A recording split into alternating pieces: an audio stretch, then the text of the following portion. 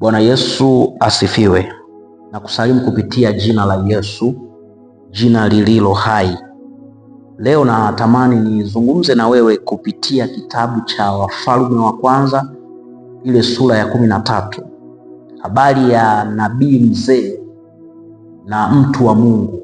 Biblia imezungumza hivyo. Ingekuwa kwenye zama hizi, ingekuwa ni mwana wa Mungu au mtoto wa Mungu, lakini unakumbuka kwenye agano hilo la kale hakukuwa na hizo sentensi.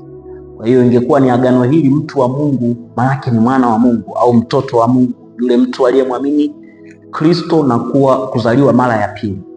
Sasa Biblia inazungumza kwamba kulikuwa na mtu wa Mungu ambaye huyo mtu wa Mungu alitoka Yuda, aliplani kwenda sehemu moja inaitwa Betheli. Ndivyo Biblia inavyozungumza kwenye kile kitabu cha Wafalme wa Kwanza sura ya 13 kuanzia mstari wa kwanza. Ukipata muda soma yote, na vitu vikubwa sana utavipata hapo.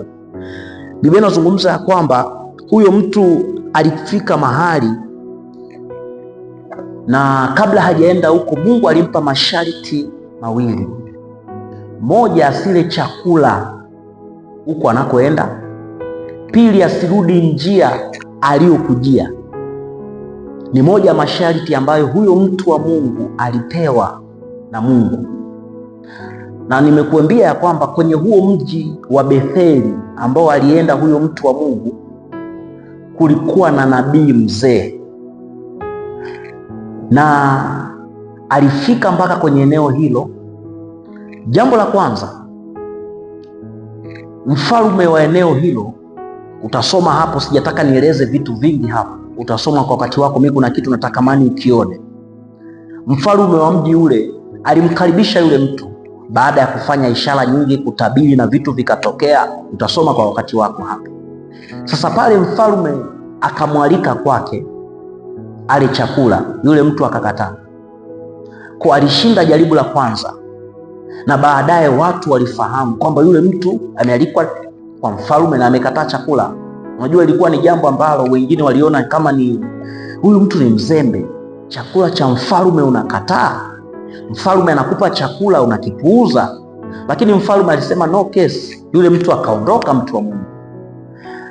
Watoto wa nabii mzee waliona kile kitendo cha yule mtu wa Mungu, kijana ambaye alikataa chakula cha mfalme. Na kumbuka, yule mtu alikataa chakula kutokana na maelekezo ambayo Mungu ndiye alimpa. Alimwambia usile chakula njiani na usirudi kwenye njia uliotoka. Watoto wa yule nabii mzee wakamwambia, baba, tumekutana na mtu mmoja ambaye amefanya 1, 2, 3 kwa mfalme, na mfalme amempa chakula, amekataa, kwamba Mungu amemzuia asile chakula. Lakini jambo la pili, amemwambia asirudi katika njia aliyotoka. Sasa baba wa wale watoto ambaye ni nabii mzee akaenda kumtandisha kwa mbele, akasema mpita njia gani? Wakamwambia amepita hii njia. Wakaenda huko wakamtandisha kwa mbele, akamwambia, bwana, njoo kwangu ule chakula. Yule nabii kijana au yule mtu wa Mungu, kama Biblia ilivyotumia hilo neno, alimwambia yule nabii mzee kwamba Mungu ameniambia nisile chakula chochote njiani na wala nisirudi kwa njia ile niliyotoka.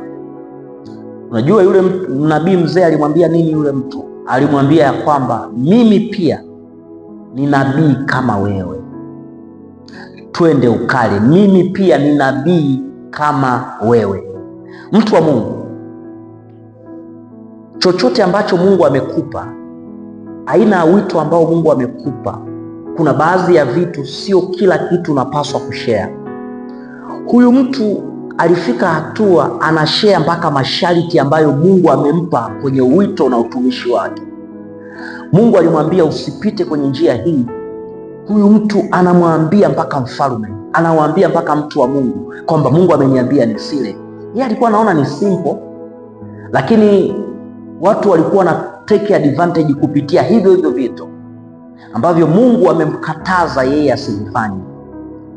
Na huyu mtu wa Mungu anamwambia, yule nabii mzee anamwambia mtu wa Mungu, mimi ni nabii kama wewe.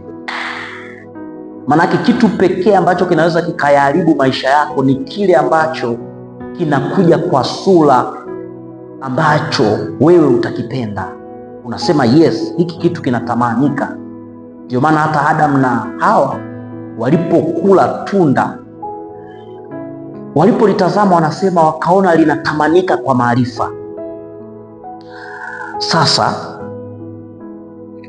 mtu pekee ambaye anaweza karibu wito na utumishi ambao nao ni atakayesema mimi nami ni nabii kama wewe.